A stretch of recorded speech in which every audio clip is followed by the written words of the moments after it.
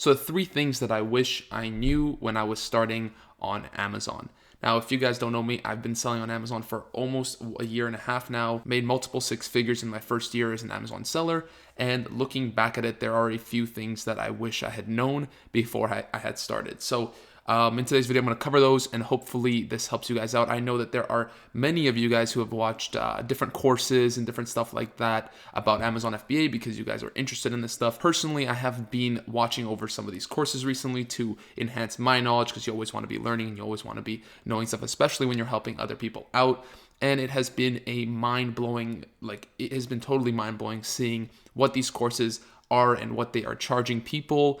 Again, I don't sell any courses. I just do this for the people who don't have money to spend on a course, or who have not yet, decided that they want to invest into one. Like I said, recently I have been watching over some courses, trying to refresh myself on some things and maybe see things that I don't know myself. And I've been, unfortunately, very surprised with the lack of information that these courses are putting out there and the lack of advice that they're giving, newer sellers. And the sad part is, man, these courses are selling for like thousands of dollars, which is really mind blowing to me. They have not been updated. None of this stuff has changed, and it's just really mind blowing. So today's video, I have decided that I will put out the 3 things that I wish I had known when I was starting on Amazon almost a year and a half ago, and hopefully these help some of you guys out. If I look over, just because I have a little notepad here with stuff so that I don't forget to mention anything, I want you guys to know everything that is on my mind. Number 1, basically the most important thing. When I was first starting off, I was stuck in a little bit of a rut. I was looking for products, and I'm sure a lot of you guys were too. If you guys don't know myself, I was looking for a product for about a month, and I was looking for that one golden product, that one home run product, and luckily I did find it, and luckily I did do really, really well in my first month. Looking back at it though, I don't think that is the right way to go about selling on Amazon.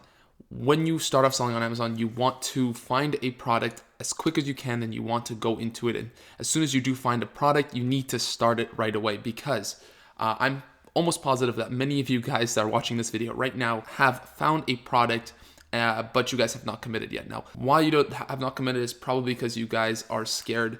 I was too when I was first starting off. It is a lot of money sometimes. Basically, what I can, my advice to you guys is just take that leap of faith, take the action that you need to, just take the action, because you will probably not lose money on your first order. Also, once you do put out a product, the next few products become easier and easier to sell. So that was my first tip, is just when you find a product that you think is good, consult someone. I answer a lot of stuff on Facebook. If you guys want, you can message me. So consult somebody if you don't have a course.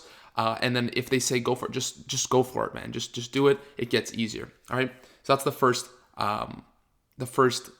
thing I wish I would have known when I was starting. Now, the second thing is not to focus on building a brand. Don't worry about building a brand when you're first starting off, because nobody cares about your product, nobody cares about you, and definitely no one cares about your brand, okay? You can do stuff to make it easier for yourself in the future to build a brand, but when you're first starting off, I would suggest just starting with a product. Find a niche that you're interested in, and don't worry about where am I going to go after this. Focus on the short term. Focus on, getting a product, making it successful, and making it, bring you recurring income. After that, you can think about, okay, where do I go from here? Now, definitely, have it at the back of your mind, but do not, don't not buy a product, or don't not invest into a product because you don't see where it could go. Just do it, and I'm sure you will find out how to build out that brand in the future. All right, so that's the second thing. The third thing is to fully invest in whatever it is you're doing. I have had a lot of people message me about, how many units do I need to buy? How many units do I need to give away? And all this kind of stuff. And unfortunately, some of them come back to me and say, they've only ordered like 250 units. Unless your product is really, really expensive, so unless it's like $10 or something, you literally can't afford to buy it, which if you can't afford to buy it, you shouldn't be investing into it.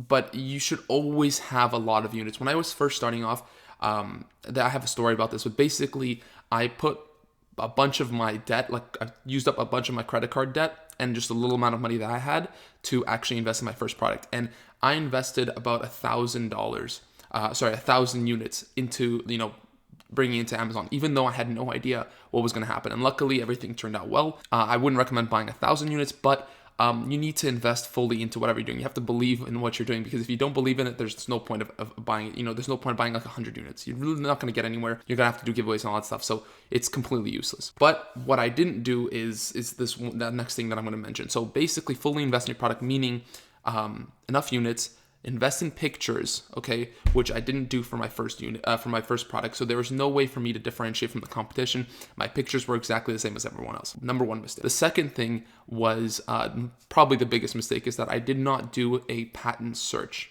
okay?